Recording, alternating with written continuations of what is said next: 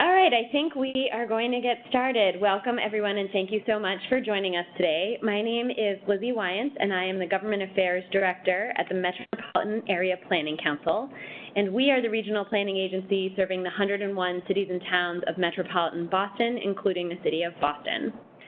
The purpose of today's webinar is to learn a little bit more about the Transportation and Climate Initiative, and to learn more about how COGS and MPOs and other regional planning entities can get more involved and help to advance TCI across the region.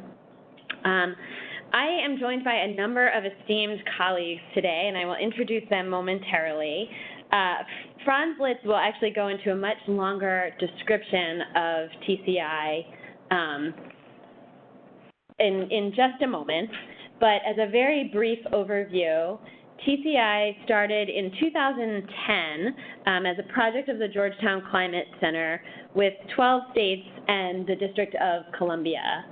But a significant turning point for the Transportation Climate Initiative came in December of 2018, when 9 states and Washington, D.C. committed to developing a framework for a regional market-based program in order to reduce greenhouse gas emissions from the transportation sector. For the past several months since that announcement, the Georgetown Climate Center and the participating states have been having workshops and public meetings to get input into that framework. We see an important role for MPOs and COGS and other regional planning entities to help advance the Transportation and Climate Initiative. MAPC feels very strongly that we can promote meaningful conversations about implementation and potential expenditure of any new dollars that actually come from this market-based solution. And we feel like MPOs and COGS and planning entities can do a really good job of community engagement, education, and outreach, building on the relationships that we already have with our cities and towns.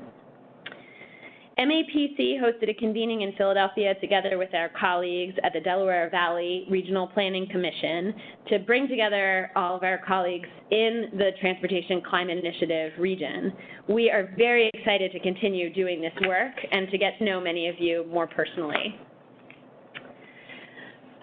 So our agenda for the webinar today is to have an overview of what the Transportation Climate Initiative is and how Cap and Invest works. And Franz Litz from Litz Energy Consulting will be leading off that portion of our conversation. He is a consultant to the Georgetown team on TCI and works with states on Cap and Invest and other climate and energy policies. Nancy Seidman will then talk about regulatory considerations for the Transportation and Climate Initiative, which I think is of particular interest for many of us as we think about how those regulatory frameworks will actually impact how we do our work in our communities.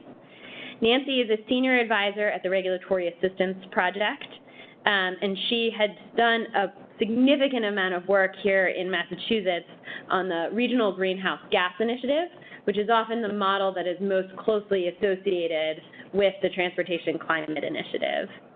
And then finally, you will hear from Kate Fichter, who is the Assistant Secretary for Policy Coordination at the Massachusetts Department of Transportation.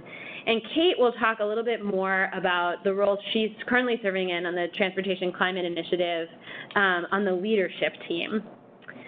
After each of our participants will offer a presentation, we will have time for questions, and I would encourage all of you you have a dialog box on your screen, and you can actually type in your questions for the panelists as they are presenting so that we can actually capture your questions in real time, and we'll have something of a moderated discussion after the panelists present. We are recording this webinar today, so if you or your colleagues need to hop off or join it at any other time, we'll be able to make a link available so you can actually get the full presentations as we go. So again, feel free to ask questions, type them into the question box on your screen as we participate, and I'm going to turn things over to Franz. Great, thanks so much. This is Franz, and I'm going to be focused on how Cap and Invest works. First, I want to thank MAPC for the invitation to present, and also just thank MAPC for seeing the opportunity that this Cap and Invest proposal offers, and we're going to be talking more about what that might be. And thank you all for joining this webinar and to learn more about TCI. So how Cap and Invest works. You can go to the next slide. Overall, when we talk about Cap and Invest, I'm going to focus on two parts of it, the Cap part and the Invest part. It has a good name because it has the two key aspects of the policy embedded right in it. We typically start with asking ourselves, well, what pollution sources are we going to cover in the program? And once we decide that, we want to know what the emissions from that group of sources is to start with. And then we focus on what the reduction pathway should be, and we bring analytical tools to bear to explore that question and to make a decision about what the reduction ought to be. And then we decide what are the core mechanics, what are the additional mechanisms that we're going to put in place for the program. I'm going to focus on the key ones there. And then lastly, in a program like TCI, we're looking at a bunch of individual jurisdictions that are going to link up to each other. And so we'll focus a little bit on what that means in a multi-state program. Next slide, please. So some of you may be familiar with RGGI, the Regional Greenhouse Gas Initiative, and in that Cap and Invest program, the states looked at power plants, certain power plants above a certain size, and then they asked themselves, what are the emissions from those power plants in the baseline year, and that helped them decide where the starting emission budget would be. In this program, or possible program, TCI, the states are mostly looking at fuel suppliers and trying to come up with the inventory of fuel suppliers. And once they have that, they're going to gather or are gathering the emissions information to tell them how much carbon is attributable to those fuel suppliers. And that will give them a sense of where the starting emissions budget should be. Why do we care? Next slide. Because in a Cap and Invest, we're looking to reduce emissions, not necessarily from any particular fuel supplier, but across all fuel suppliers. So in the aggregate, we think about the Cap starting at, we typically think of it starting at the baseline or the starting point where emissions are at the beginning of a program. And then we imagine those emissions going down over time. And that's the dark black line there on the chart. And so when the program is designed, they'll be able to present a chart like this and say, all right, emissions are starting here. Well, this is where we think they're going to go over the period of the program. I put 20 years here, but it doesn't have to contemplate 20 years to begin with. And then another thing just to keep in mind, we also have to bear in mind the business as usual projection, which we often think of as increasing. Transportation emissions have been on a growth trajectory in recent decades. But we should note that business as usual could also show a decrease. And in fact, the business as usual modeling case that the states presented last week did in fact show a decrease. They're expecting some penetration of electric vehicles, which will lead to decreases in this sector on its own. And so the question will be for TCI, how much more decrease will the states hope to achieve with the program? And when you decide that amount, essentially what you're deciding is how many tons will we allow from this set of sources over time. Next slide. And the overall amount of tons that are allowed is called the emissions budget. And it's just like if you have a certain amount of money you're going to let yourself spend in a month. That's your monthly budget. An emissions budget is an annual thing typically, and it's the number of allowances, one per ton, that the state decides it'll put in circulation. And then those allowances are distributed into the marketplace. Next slide. And typically that distribution in a Cap and Invest program is by and large through auction, which means they're sold. In RGGI, the example that most people have in mind, it's done on a quarterly basis. The allowances, about a quarter of the allowances are sold each quarter. And out of that auction comes a price, an allowance price, and that's the amount that the folks that went to the auction are willing to pay for the allowances. There are other ways to distribute allowances. I won't focus too much on this. The states have been focused mostly on cap and invest, which implies this auction will happen and that money will be generated. But you can set aside allowances for a particular purpose, and you can also directly allocate them to regulated or other entities. But the auction brings us to the other key feature of cap and invest on the next slide, and that is the invest part. At the end of each auction, there's a pot of money, and that money in a cap and invest program is typically used to invest in programs that will enhance the effect of the program, so lead to additional reductions in carbon emissions. And I think that's one of the key opportunities in this program. Each state that signs up to do TCI will have this auction revenue, and that auction revenue will be available to invest in good things. Typically what's discussed are low carbon transportation programs. But really, if RGGI is any guide, it'll be up to the states on how to put that money to use. Next slide. So that was the program from the perspective of the state. You decide who you're going to regulate, you figure out what the emissions are from those sources, you set your cap, the initial cap, typically based on where emissions are at the start of the program, and then you decide how much of a reduction you're going to seek relative to business as usual. And then you set the cap, you issue allowances, and you distribute them into the system, typically through auction, which generates revenue that you can invest. That's from the state perspective. Now let's turn it around a little bit. If I'm a covered fuel supplier, what do I have to do under this program? There are two things, really. I have to measure and monitor the carbon content of my fuel that I pass through my system.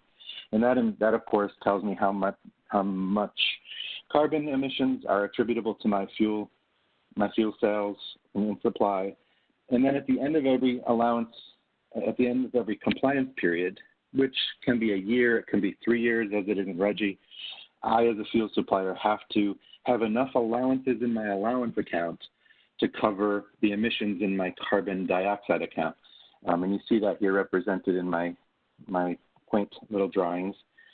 They're all connected together in what is called a tracking system. You'll hear the states talk about this eventually.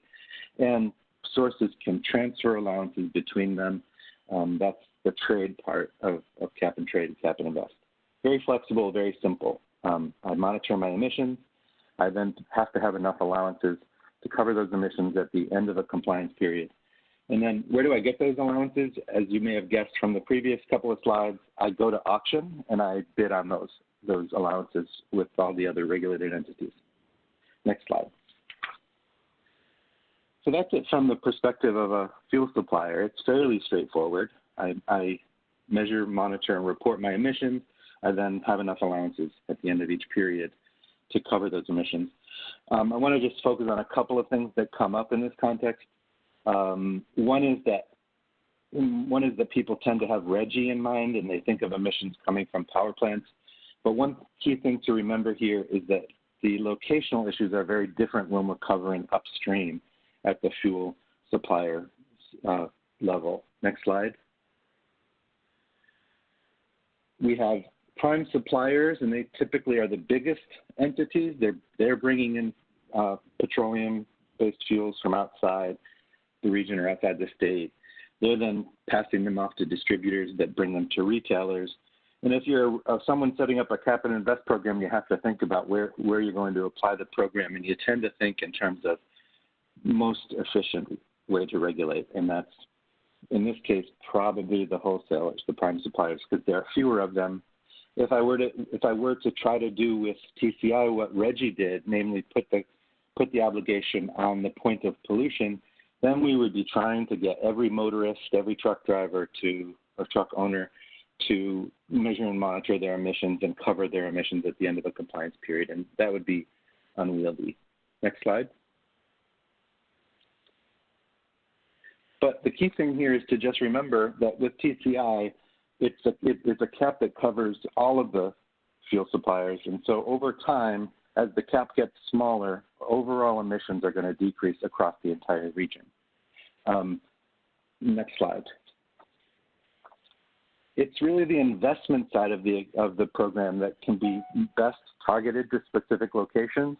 So if there's a port that needs work because emissions are high from diesel exhaust, then you could just, by way of example, invest auction dollars in electrifying that port and reducing the emissions and benefiting the communities surrounding the port. That's just one example of how an investment can be targeted to a specific location.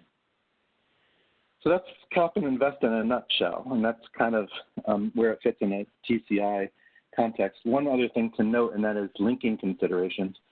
The states on the map here, plus DC, are at the table talking about this, and those that end up actually going through with the program will be linked up, and every state will have a separate state program, and they'll agree to accept the allowances from other states, and that's really how linking occurs. And because all the states are together, they have a high degree of confidence that when they all kind of do the same thing or roughly the same thing, they're going to have compatible programs, and they'll be able to accept each other's allowances across state lines. And they'll also be able to pool their resources in things like an auction platform. If that's what they decide to do, they can build an auction platform together. They won't need one for every state. And the tracking system can also be uniform. And these are nice economies that occur when states work together. So next slide. So we saw that when a state sets up a program like this, they're asking, who are we covering? What are their emissions at the beginning of the program? We call that the baseline. That typically tells us where the cap is going to start. And then the states will do analysis, which the TCI states has done or are doing, modeling analysis, to determine what the reduction pathway ought to be relative to business as usual. And the distribution of allowances from the allowance budgets each year is a key core mechanic, the allowance auction, because that allowance auction yields money that can be invested on the part of each state in programs that they see would be beneficial to their state. And then in order to link up, the programs each state would decide to accept the allowances from other states, and it probably also pool their resources to accomplish key program infrastructure. I'll stop there. That's it in a nutshell. Next slide, please. And thank you. Thank you so much, Franz. I think we are ready to turn it over to Nancy, who is going to talk a little bit about the regulatory considerations.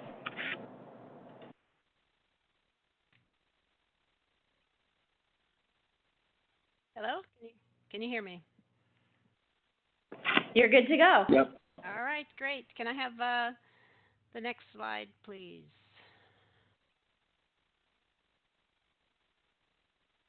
So good morning, everyone. My name is Nancy Seidman, and I'm with the Regulatory Assistance Project. Thank you to MAPC for inviting me to present on this webinar. It's wonderful to be here with all of you. The Regulatory Assistance Project is a non-governmental organization that's composed primarily of former energy and environmental regulators, and we work with states and others to promote a clean energy future. Franz gave an excellent overview of how Cap and Invest works, and I hope to expand upon some of the concepts raised by him and provoke some discussion with all of you. So I want to highlight a number of issues that you may not have thought about yet to provide a broader perspective on the work the states need to consider as they design the Transportation Climate Initiative. You all in the MPOs and the COGS have a unique role and opportunity in this process. You have data and modeling and insight on transportation planning that can provide perspectives others may not offer. It's fun to talk about how to spend the money the program will raise, but it's important to sweat some of the details since those will have a major impact on how much money comes in and how the program is managed and overseen by the states. So I'm going to talk on ways that Transportation Climate Initiative may build on RGGI's design, because in particular, RGGI included a number of innovations that I think are relevant for the TCI states to consider and that perhaps may be relevant to carry over. So there are three things I want to, so starting with the innovation, as Franz mentioned, they have been auctioning allowances to bring in revenue, and that was an important thing that had not been done in cap and invest programs before. The RGGI program has conducted program reviews about every 3 years that have led to significant improvements in the program. And also, RGGI has led to a lot of beneficial cross-agency cooperation between energy and environment programs, and TCI provides the opportunity to bring the Transportation Department as well as all of you in as well. So I'd encourage you to think about what kinds of innovations may be relevant, other things now that Transportation Climate Initiative wants to do. For example, the consideration of equity more specifically and on an ongoing way could be included, and I know that's one thing the states are talking about. And when I talk about ongoing improvement, I'm thinking about things like the periodic program review. Could I have the next bullet, please? Great, thank you. I also think you should keep in mind that this is not going to happen overnight. The states have obviously made a huge amount of progress so far, working really hard. But keep in mind that these things take time. For example, in RGGI, we began in 2003, which led to the first sort of program compliance period starting in 2009. And there were many interim steps that the states will want to be thinking about, for example, signing memorandum of understanding amongst themselves, developing a model rule, which I'll come back to in a moment, whether states need legislation, those kinds of things. Next slide, please.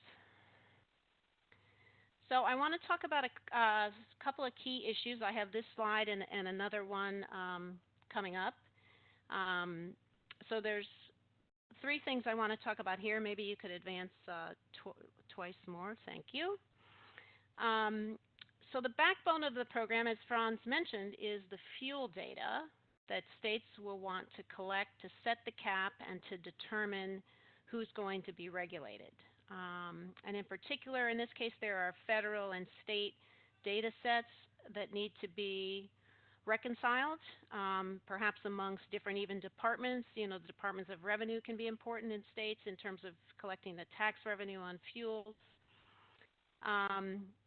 So that's some significant work the states are undertaking now. They'll be talking about which fuels they want to regulate. I think it's fairly likely that they will regulate both gasoline and diesel fuel. But in that case, there is a way to separate out home heating oil, which those of us who live in the Northeast know is the same, as in this case, as diesel fuel used in on-road vehicles. And that we need to figure out in the data considerations how to keep those separate. In particular, how are they going to account for ethanol that's blended into gasoline, or biodiesel that's also a combined fuel, and the use of electric vehicles, which many of us hope to see increasing. And then the last thing is to talk about who is the regulated entity. And if you can advance to the next slide, I'll talk about that a little bit. But I also want to note that there's a very significant paper that Georgetown did that I have actually a link to at the end of my presentation, that if you're interested in some of these issues, you may want to read. So Franz mentioned prime supplier, and I want to focus on this because it's something the states are considering using or expanding upon, or expanding upon to ensure they have adequate data. And it's a definition that comes from the Federal Energy Information Agency, and it's likely not something you would have heard of before. Most people have not. We have And as Franz also mentioned, states will want to go upstream. Using prime supplier allows them to go upstream, so they have fewer parties to regulate. There would be probably under 200 that they would be regulating if they use something like this definition. And since we have fuels refined in a few of the TCI states, they're also going to want to be thinking about how fuels moving around in pipelines and into the harbors and in trucks. But it's important to think about another issue the states are grappling with is since fuel crosses state lines and state boundaries, they need to be consistent in how they're looking at who's doing business in these areas and what the appropriate ways are to track the movements of fuels. And this is obviously pretty different from power plants who stay in one place, considered stationary sources. And it's, as Franz mentioned, it's easy to see the emissions are emitted at the power plant and you can track them there. So again, the question for the TCI states and one for you to think about is how we can build on this definition of prime supplier and how to use the data available from various sources to ensure transparency and accountability amongst those who are being regulated. Next slide, please. So I want to talk about a few more issues, key issues that you might want to think about. Setting the cap obviously leads to sort of how ambitious the states want to be in terms of how fast and steep they reduce transportation emissions. As I mentioned, they're likely going to be developing a model rule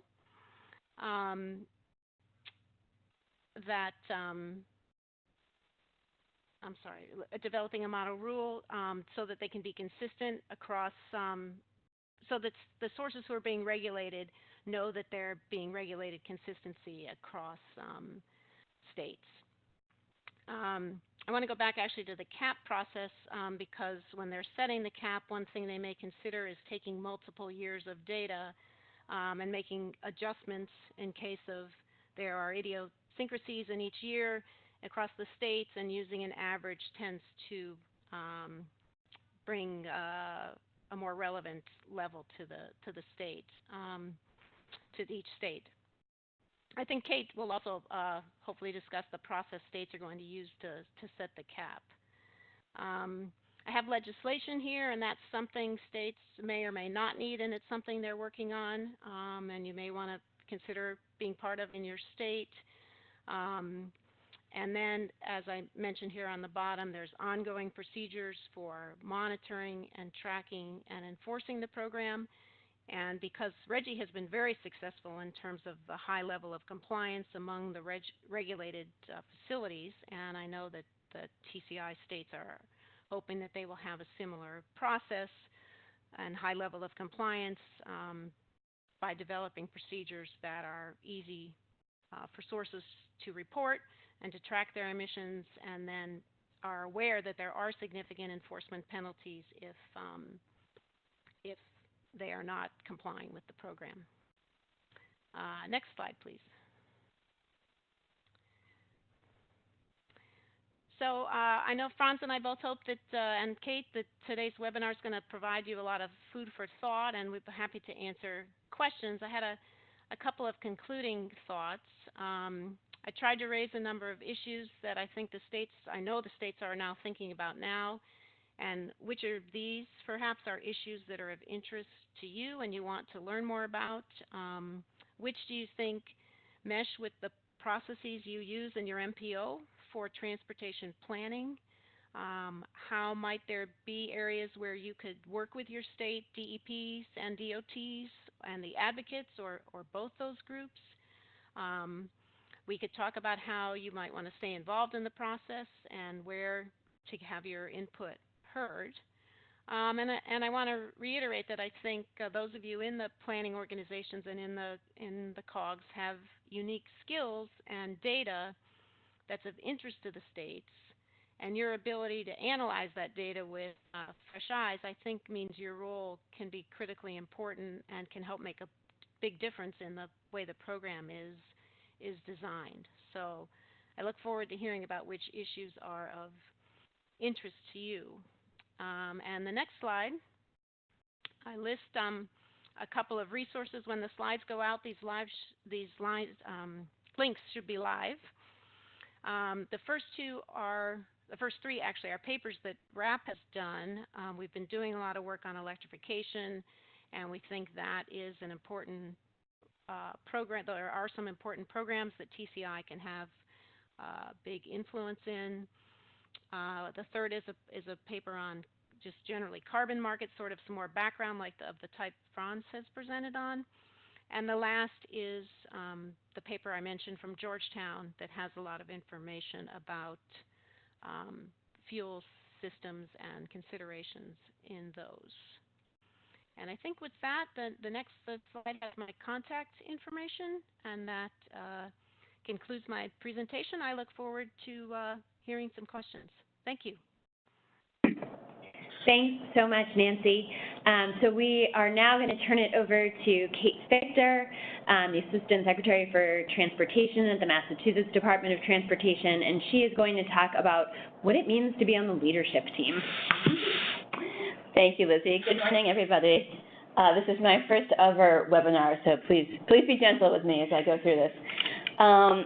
And actually, before kicking off my slides at all, I wanted to just sort of emphasize a point that Lizzie just made by accident, which is that I work for the Massachusetts Department of Transportation.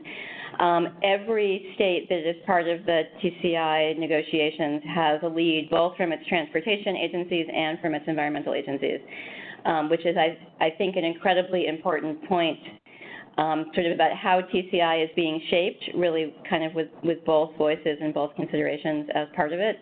And I also feel like the role that MPOs and COGs and RPAs can play through that kind of transportation voice is something that's really important and something that I want us to explore more kind of after this call and as we move forward.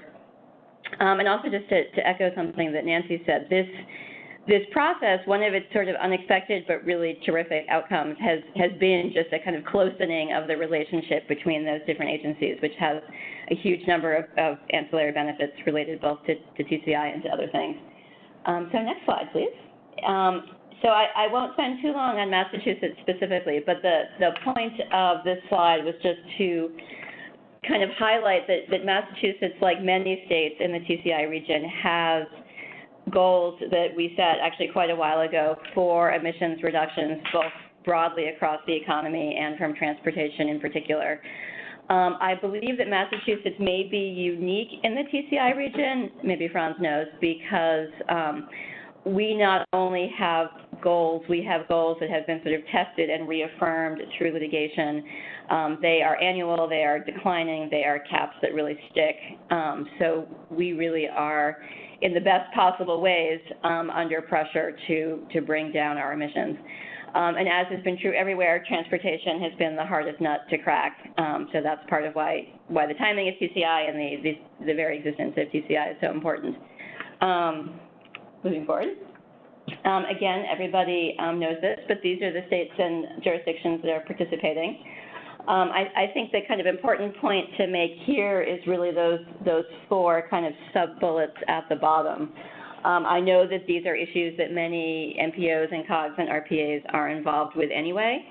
So bringing in that expertise and the thinking that's happened around these issues for years into this process will be really helpful for us. So just in case people have not seen this in the past, this is the statement that the various TCI jurisdictions all signed on to last December. It was sort of the culmination of many years of work that had happened in fits and starts, trying to kind of craft a RGGI-like program for transportation. A couple sort of things just to highlight here. You know, it kind of lays out the framework of a cap and invest program. And I think the kind of emphasis on social benefits and kind of net overall benefits, the point that's trying to be made here is that while the focus and kind of the center of TCI is carbon reduction in the transportation sector, there is certainly the hope and the expectation that other policy aims can be achieved at the same time. And actually, this next slide really sort of gets at that. I think this slide really cogently points to both in some ways, both the opportunities and the challenges that are embedded in TCI. Depending on exactly how the program is designed and ultimately how it's implemented and how it evolves over time, there are lots of different potential things that it can do, many of them positive, all of them positive, but now at this point in our kind of program design and development phase, there is always a hazard that it will get pulled into too many different directions and not be able to do any of them as well as it might. So I think for all of us, it is incumbent upon us to both kind of focus on the core goals of what TCI is trying to do, while also always keeping in mind sort of how we think about other co-benefits that we want to achieve, both now and going forward. So the way we are organized can look and feel very complex, but it is 6 or so months in actually working pretty well. The blue box is the TCI leadership team, which in principle consists of kind of high-level decision makers from, again, the environmental side and the transportation side from each of the participating states. Under that is the Executive Policy Committee. We do calls every other week. That's sort of the decision-making body that tees up decisions for the leadership. And then under those, the orange boxes are where really kind of the core of the work is getting done, which are various working groups organized around different issues. And not even shown on this slide is that some of the working groups actually have now sprouted sub-working groups. They're trying to tackle individual things. So that is really where the kind of really hands-on nitty-gritty work is happening, and then everything sort of gets elevated as individual decisions need to get made. I would say in general, the work is going really well. It was a little bumpy at the beginning, but people have gotten to know each other better and developed working relationships. It's been really helpful. The technical analysis work group has definitely carried sort of the bulk of the lift as we've tried to get into early modeling, but all of the groups are doing a lot of work, and it's extremely interesting and extremely challenging, and we're on a fast timeline, but I would say it's actually working really well and probably better than I might have expected at the beginning, just given what a big challenge we've set out for ourselves. So the focus of the work is really to come to a viable program design by the end of this period. We're still sort of sussing out amongst ourselves like what exactly our kind of final product of this phase is. But it will probably be, a policy that has quite a bit of meat on the bones, maybe not quite everything, but enough so that states can then kind of take it and decide, if they want to implement it, which hopefully they do, and then what modifications they might want to make for their individual situations. To date, we have primarily focused on those top two boxes, which really kind of get to the heart of what the program design needs to be and should be. And I think particularly the question about where and what MPOs can be and can play in this, the questions about investments, the investments of proceeds and investment considerations, I think those are things that MPOs have thought about for years, and we really need to tap into that expertise now as we try to figure out what are the best kind of carbon-reducing investments that can be made with TCI proceeds, and how do they get prioritized, and how do they get implemented, and how does it kind of intersect with already existing project planning and project prioritization processes that states have. And just the note at the bottom, just echoing what other folks have said, stakeholder involvement is a very important piece of this. We've been doing a lot of that over the last couple of months, and we'll continue to as we move forward. So just kind of quickly where we are, I would say we're sort of between phase 2 and phase 3 right now. A lot of technical work is getting done. Some of the outcomes of that are sort of beginning to feed into decision making. We still have a ways to go, but we're kind of beginning to see some shapes of what a program might look like. And then so this is mostly specific to Massachusetts, but I think many of the other states will do something kind of similar. Which is there's kind of high-level stakeholder engagement being done at the regional level, sort of directly by the TCI group, and then each individual state is doing its own engagement, which will look different depending on exactly where you are. Here in Massachusetts, we've already done some. We're doing a big round right now of public workshops. We will do another later in the autumn when we have a clearer sense of exactly what a program could look like. We've been getting a lot of great participation and great feedback. So we're going to continue that and encourage all the other states to do so as well. And that is me, and I am happy to answer questions now or to be a resource going forward. This is incredibly interesting and important. It's one of the most important things I feel like I've worked on in my long career in transportation, and I'm really excited to see it happen, and the way it happens is with a lot of involvement from different folks and different organizations. So this webinar is a really important part of that. And thank you, everybody. Thank you so much to all of our panelists. It seems like we have a few minutes for questions, and again, just as a reminder, you can type in your questions to the question box on your screen, and we've had a few of those, so I think we're going to kind of kick off the conversation a little bit. And just because I'm sitting in the moderator role, I just want to identify all of our panelists did an excellent job of highlighting some of the places where groups like ours, COGS and MPOs and other regional planning entities can be involved early in the process, kind of where we are right now, and then as it continues to move forward. And I think kind of the places that I've heard, and I'd ask our panelists to chime in if I've missed anything, or if there's something you really want to emphasize, is that we can play a very strong role around outreach and education. We have a very big role to play kind of expanding on our existing data work and our modeling work. And I'd say that's something that we're spending a lot of time here at MAPC thinking about, particularly on the modeling side, is to kind of make sure that we're able to make apples to apples comparisons across the entities that are part of the TCI region. And then, I think for some states, there might be a role for the COGS or MPOs to play on the legislative side, but then certainly on the regulatory side, we would be, there'd be a strong role for us to play in terms of weighing in as to how the programs themselves are developed in each of our states. And then it also sounds, from Kate's perspective, that there's a big role for us to play on the investment side, and I think that it sounds like there's the strength there is thinking about how the dollars come in as a complement to sort of existing MPO dollars, and then within our existing frameworks about how we prioritize money and then how we implement the programs themselves. So I just want to see if our panelists have anything else to add to that list, or if there's something you want to emphasize in particular.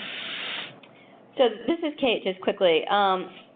So from my perspective, there's kind of at least two sides to where there's a role and need for support on the investment. The first, I think, is the education piece that Lizzie talked about, that for people who are relatively new to transportation planning, just kind of explaining how the existing planning and programming process works, that while it may not be perfect, there is a pretty elaborate existing process that goes through a lot of review, has a big public input piece already to it, and it can serve some role in deciding how TCI funds get spent. And then I think the other piece is when revenues do start to become available through TCI auctions, and the when and the how much is still a question mark on that, which makes planning a little hard, but it will be helping to think through in a public conversation kind of way, like what are the right sorts of things to spend the money on. Obviously, there's lots of pressure on transportation budgets everywhere and lots of priorities. And then what's the process? There's going to be a lot of emphasis on process and developing something that's both responsive and transparent, but also effective and able, as Lizzie says, to complement things that are already going on, I think is a big challenge in front of us. Great. Franz or Nancy, do you have anything to add? I think I would just, I think you have a great list, Lizzie. And I think what struck me about it again is the unique place the MPOs sit sort of in with amongst the agencies, but also with the communities, and that's an important role for all of you to play. As Kate and you both said, sort of helping educate the public and giving feedback both to the public and then to the states in terms of the funding or the modeling, all the different aspects of the program. Thanks. And I'll That's our sweet spot. Yeah. This is Franz. I'll just add that if Reggie has any any good example. I think it is as soon as you really start to focus on climate as a rallying point or as an organizing principle, a lot of good things happen. So aside from the direct role that MPOs have, I think, and could have in making this happen, and making this happen in a thoughtful, good way, they also, I think that, with Reggie, for example, yeah, it was a focus on emissions from power plants, but renewables and energy efficiency got a great big push, thanks to Reggie. And I think that, there's a good chance that, assuming TCI Cap and Invest happens, that there'll be a renewed focus and renewed emphasis on a lot of the stuff that you all know and focus on in your day-to-day work. Yep, I think that really speaks to those ancillary and co-benefits that Kate was talking about, and obviously when it comes to climate, time is of the essence. So we have a nitty-gritty question here that I want to make sure we get to, which is, can we give an example of a prime supplier? Would like a big company like ExxonMobil be an example of a prime supplier? Yeah, this is Nancy. I'll try to take that. That's a great question, and yes, ExxonMobil. There's obviously many different parts of ExxonMobil, but it would be sort of at their wholesale distribution level. I don't know what state you're in, David, but if you think about where there are gasoline tanks in your area, the folks who are sort of controlling those tanks is maybe a good way to think about this. Those are the suppliers because they're the ones bringing in the gasoline into your area, and then from there it flows on to wholesalers, other wholesalers or distributors. So it's not like an ExxonMobil retail station, it's up at the corporate level of ExxonMobil. Let me know if that doesn't help you understand it. I think that's great. So we got another question here about the role of academics in furthering any research that's necessary for TCI. Are there specific areas, again, a lot of us are really interested in this question around data and modeling, where research or more research could be really helpful? So I think a couple of answers, and it's whether it's academics doing this work or other researchers. I think there's a lot of room. There's definitely work that will be done as part of the year that TCI is engaged in. I'm thinking particularly of some work that's being done at the Harvard School of Public Health around public health benefits associated with emissions reductions. But we will only be able to get to so much in the time that we have and the budget that we have. So there will be lots of sort of important and valuable work, I think, that can be done after. To me, the kind of core issues, and these are issues that are relevant to TCI, but they're relevant to a lot of our other work related to kind of transportation behavior and reducing dependence on automobiles and all kinds of things, is just what does it take to move the needle on getting people to travel differently, giving them the choices they need to travel differently, and then what is sort of like nuts and bolts ancillary to that is what are the actual investments that we can make that can help to achieve that change. That's going to require a lot of different disciplines to understand both, it's economics, it's behavior, it's transportation modeling, it's climate modeling, it's all kinds of stuff. And there's just a ton of work that needs to be done there, I think. Franz or Nancy, anything to add on that? I'd agree with what Kate said, and what the states are doing is really vanguard. It's right at they're adding layers of knowledge where there isn't a lot of knowledge, and it's really great to see. And there's definitely room for more. But what the states are doing in TCI is pretty admirable. It's good stuff. So kind of drilling down on that, one of the questions that we have is, a lot of the states are doing this ongoing GHG emissions modeling work. And I'm wondering if one of you could sort of speak to how the reference case modeling assumptions actually align with that state level modeling work that might already be going on. So Franz and Nancy may know more about this than I do, but one thing I will say is the reference case, kind of the base case, was built in large part around kind of an amalgamated understanding of what goals and commitments that various states are already kind of publicly on record as having made. I think one thing, Franz may correct me here, but to my mind, one thing that has been laid bare by doing that is just how challenging some of those goals are, some of which were made, sort of as perhaps more of a rhetorical flourish than an actual, like, we have the technical tools to implement this kind of thing. And we're now confronting that, and I think it's really important that we are. But it is challenging, I think, just to meet the base case, let alone to, go beyond that as we need to.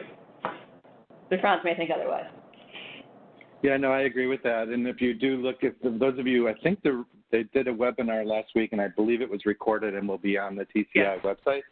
Right. So you can go there and you can re-watch it. But yeah, Kate's absolutely right.